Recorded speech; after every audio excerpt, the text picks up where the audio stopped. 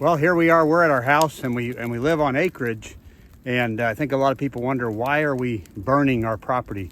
Well, we're actually doing it for, kind of a good thing. Conservation. Conservation.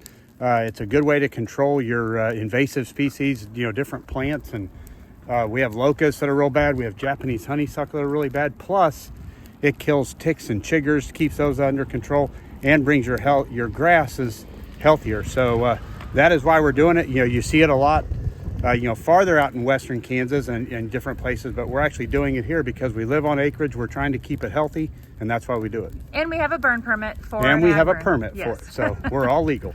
But the reason we're doing it is not just for fun, although It is fun. it is fun. But it's more for the control of this overgrowth and underbrush and ticks and chiggers and invasive species, and it's super beneficial to your property to do a controlled burn with the right equipment and enough people and permission.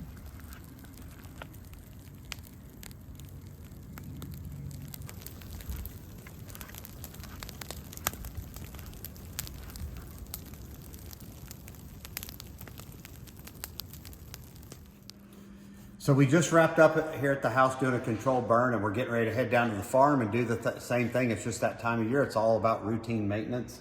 And here's some of the things I use that I've learned over the years that are super valuable doing a controlled burn. Obviously, the first thing you want to do, safety is number one, and that's check with your local authorities. There's certain days that you need to get what they call certain counties require burn permits. Here in the city, they require a little bit more, but I always go through the motions to make sure we're legal with the state or the county or city or whatever it might be. But then first and foremost, it's your responsibility from there. These are the things that I've found that make the job a lot easier. Your number one tool when doing a controlled burn, your number one friend, are leaf blowers. Good old fashioned leaf blowers. This is the Toro. This one's an electric.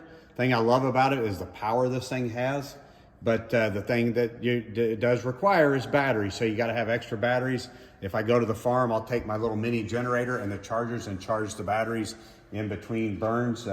Obviously the gas powered, you can't go wrong with. One of these days I'm going to get myself a backpack blower, but it just hasn't been in the budget yet.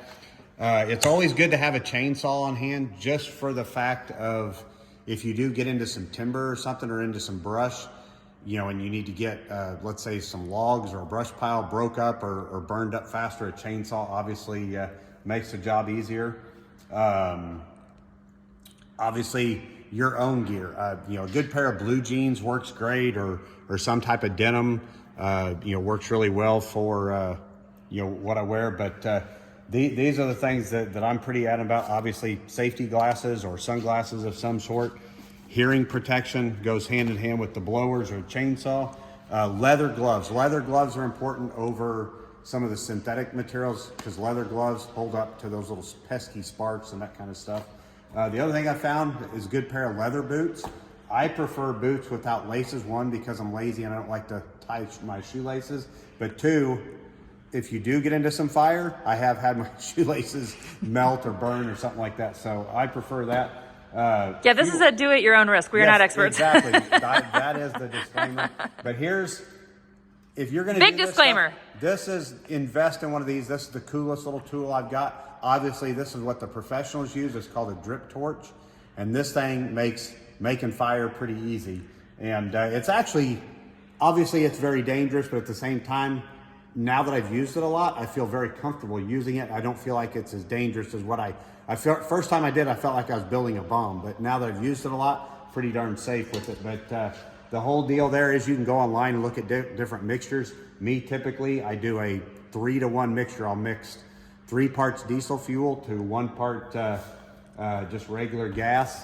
And what's cool is I take my little lighter, you put a little on the ground or just catch a little bit of grass on fire, dump this on it, and it gets the little wick burning here, and then you just kind of walk along just like it says and drip fuel onto the your grass or whatever you're going to burn. So you're having a good mixture of that.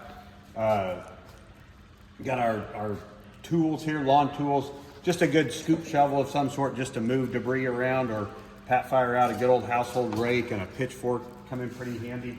And then last but not least, water. Lots of water. Lots of water. And no Chihuahua. The Chihuahua is The not Chihuahua necessary. doesn't go, but you know, the pump sprayers work really well. A lot of times we'll have a four-wheeler on hand or a couple of those that makes it good just moving around.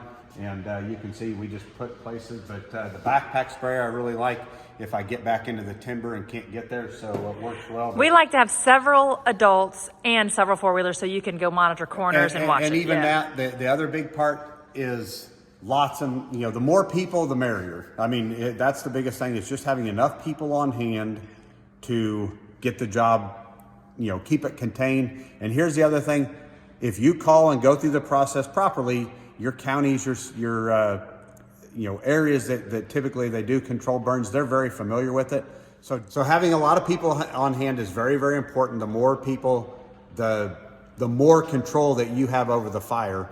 If for some reason it does jump a line or get into an area that you cannot control, don't hesitate to call your fire department. That's what they're there for. And every year they come out and they do put fires out. So as long as you have went through the process properly to get your permits, that's what they're for. They'll come, they bring out the big equipment, and they'll get the fire put out if it does get out of control.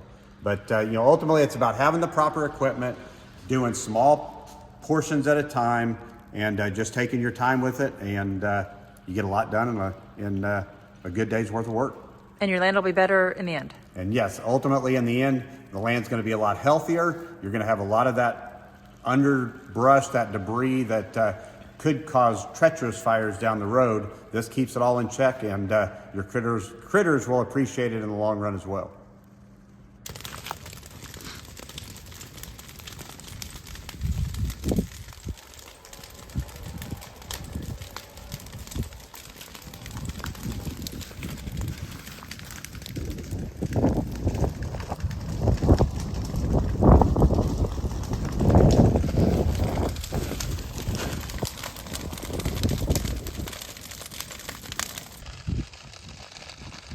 So we're at our farm, and what we're doing is called a controlled burn. And as you can see, we've got CRP grass around the perimeter of this crop field.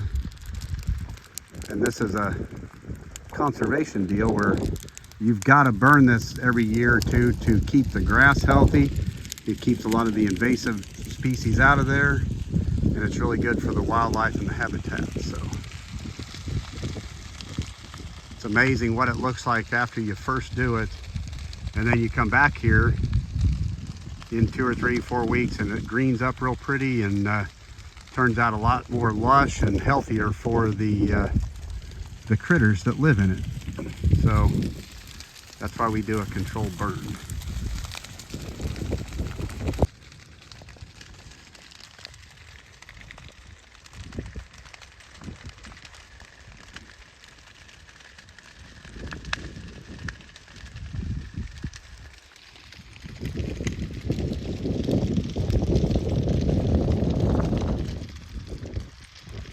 So there it is. Get out there, choose your days wisely. Days when you don't have a lot of wind, higher humidity, the low humidity, high wind days, those are the days you don't want to burn. But obviously with all the weather technology, the apps and everything, you can follow along.